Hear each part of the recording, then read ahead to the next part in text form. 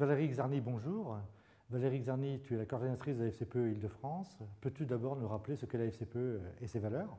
Alors la FCPE, forte de ses 300 000 familles adhérentes, dont 50 000 en Île-de-France, est la première fédération de parents d'élèves. Et ses valeurs, en premier lieu, c'est la défense de la laïcité, de la gratuité. Pourquoi la FCPE Île-de-France a-t-elle décidé d'intervenir dans le cadre de la campagne électorale régionale? La FCPE a décidé effectivement d'intervenir dans cette campagne, tout simplement parce que elle estime que l'éducation doit être une priorité des politiques et il était pour nous nécessaire de les entendre, de les faire s'exprimer sur leurs projets éducatifs. Qu'attendez-vous des candidats à l'occasion de ces régionales? Alors ce que nous attendons, ce sont des réponses, des engagements aussi. Et puis voilà, il faut quand même rappeler qu'en Île-de-France, c'est le deuxième budget après les transports.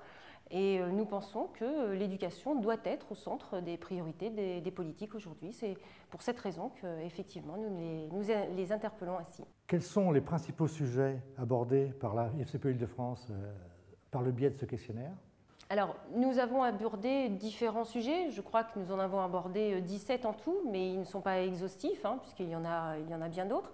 Donc, on est parti sur des sujets tels que la santé, la médecine scolaire, la restauration scolaire, la mixité sociale aussi, la présence des parents d'élèves au sein de l'éducation, dans toutes les réflexions que peut avoir la région sur l'éducation. Et puis, on est allé aussi jusqu'à la présence ou je dirais l'absence parfois des conseillers régionaux dans les conseils d'administration des lycées où ils sont effectivement, où nous les attendons assez régulièrement pour pouvoir débattre avec eux directement sur le terrain dans les établissements scolaires. Oui, il y a aussi la question de la gratuité et de la place des parents à l'école. Mais finalement, vous voulez être entendu des candidats lors de ces régionales? Alors, être entendu, oui, bien sûr, et ça, mais je dirais que nous n'avons pas attendu les régionales pour nous faire entendre. Oui, nous voulons être entendus, c'est la raison pour laquelle nous avons posé ces questions aux candidats. Pour nous, l'éducation doit être au centre de leurs préoccupations.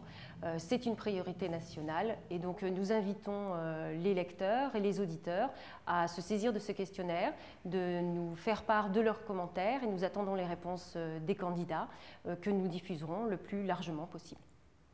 Merci Valérie.